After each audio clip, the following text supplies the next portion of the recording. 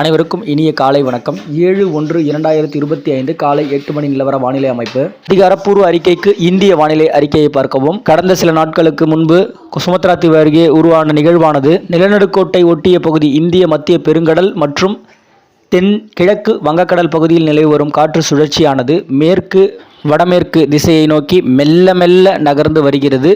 தற்பொழுது அந்த உயரழுத்தத்தின் பிடியானது மத்திய இந்த தரப்பகுதியில் நிலவு வருது. இதனால் பார்த்திங்கன்னா ஒரு நல்ல ஒரு போராட்டத்தோடு அப்படின்ற மாதிரி இருக்குது தற்போதைய சூழ்நிலையில்.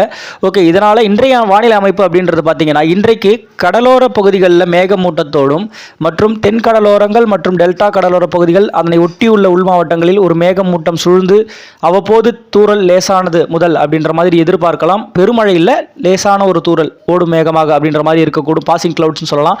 இதுபோல் ஒரு சூழ்நிலை தென் மாவட்டங்கள் அப்படின்ற மாதிரி இருக்கக்கூடும் இன்னைக்கு.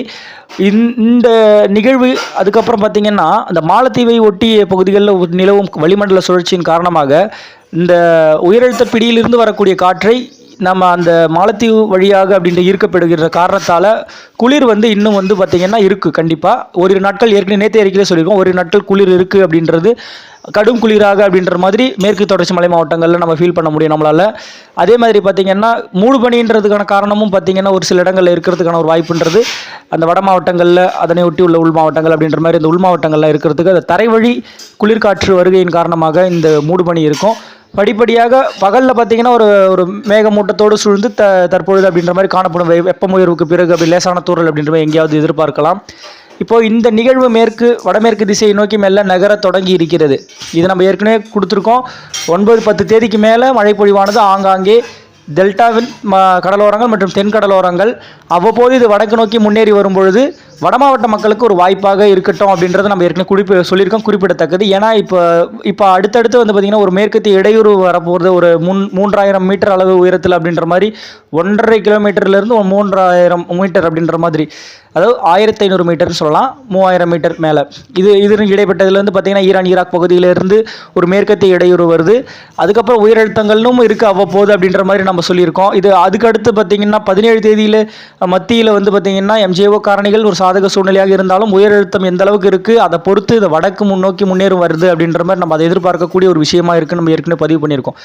இப்படிப்பட்ட ஒரு கால சூழ்நிலையில் இந்த மழை பொழிவானது 9-10 தேதிக்கு பிறகு டெல்டா கடலோரங்கள் தொடங்கும். கண்டிப்பாக 10-11 தேதியில் மழை பொழிவானது கண்டிப்பாக தொடங்கும். கடலோரத்தில் படிப்படியாக உள் மாவட்டங்களில், அதாவது மத்திய பகுதிகளில் மத்திய மாவட்டங்கள் புதுச்சேரிக்கு தெற்கே உள்ள மாவட்டங்களுக்கும் தென் மாவட்டங்களான தூத்துக்குடி திருநெல்வேலி மாவட்டங்கள், இந்த கடலோர பகுதிகள் ராமநாதபுரம் புதுக்கோட்டை இந்த மாவட்ட பகுதிகள் சிவகங்கையில் அவ்வப்போது லேசானது முதல் மிதமானது மழையாக இந்த முதல் நிகழ்வானது கொடுக்கும் என்று எதிர்பார்க்கப்படுகிறது ஆங்காங்கே அப்படின்ற மாதிரி இருக்கும். அதன் பிறகு அடுத்த நிகழ்வு அப்படின்றது பொங்கலுக்கு அப்படின்ற மாதிரி ஒரு இடையூறு விளைவிக்கும் நிகழ்வாக அப்படின்ற மாதிரி, அதாவது மழைப்பொழிவு இருக்கும் அவ்வப்போது. இது யாருக்கு ரொம்ப அது பாதிப்பாக அப்படின்ற மாதிரி இருக்கக்கூடும் அப்படின்னு அச்சுறுத்தக்கூடிய வகையாக இருக்கும்னா இந்த விவசாயத்தை சார்ந்து இந்த நெல் அறுவடை செஞ்சு காய வச்சுட்டு இருப்பீங்கல்ல, அவங்கள தான் நம்ம சொல்ல வர்றது. இன்னொன்று, விவசாயத்தை சார்ந்தவர்கள் விதைப்பவர்கள் அப்படின்ற மாதிரி நிறைய பணிகள் வச்சுருப்பீங்க, அவங்களுக்கு ஒரு அச்சுறுத்தும் வகையில் இருக்கும். அதாவது தெற்கு உள்ள மாவட்டங்களில், அதாவது புதுச்சேரிக்கு தெற்கே உள்ள மாவட்டங்கள் கொஞ்சம் உஷாராக இருக்கணும் அப்படின்றதுக்காக தான் இந்த ஒரு அறிக்கையானது. மழை பொழிவானது அவ்வப்போது வரும் போகும் அப்படின்ற மாதிரி.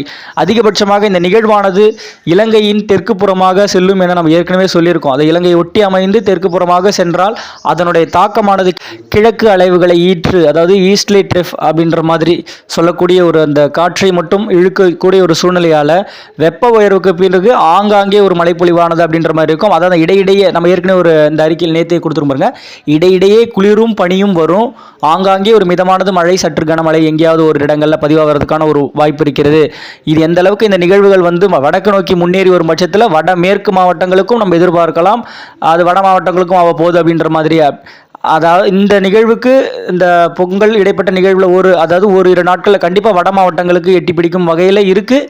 அது எந்த அளவுக்கு அப்படின்றத நம்ம பார்க்கணும். ஆனால் பொங்கல் வரைக்குமே அப்படின்ற மாதிரி வட மாவட்டங்களுக்கு இருக்கும். அதுக்கப்புறம் பார்த்திங்கன்னா தெற்கே வர அப்படின்ற மாதிரி மழைப்பொழிவுன்றது எதிர்பார்க்கக்கூடிய ஒரு விஷயம். தென் மாவட்டங்கள் அப்படின்றது மழைப்பொழிவானது இந்த நிகழ்வுகள் வருகின்ற பட்சத்தில் கண்டிப்பாக தென் மாவட்டங்களுக்கு மழை பொழிவு எதிர்பார்க்கலாம், தென்கோடி மாவட்டங்களுக்கு அப்படின்ற மாதிரி. அது எந்த அளவுக்கு நிகழ்வுகள் வந்து ஸ்ட்ராங் ஆகி முன்னேறி வருது அப்படின்றத நம்ம நோட் பண்ண வேண்டிய விஷயங்கள் இருக்குது. நிகழ்வுகள் அடுத்தடுத்து உருவாகக்கூடிய ஒரு சூழ்நிலையும் நம்மளால் பார்க்க முடிகிறது.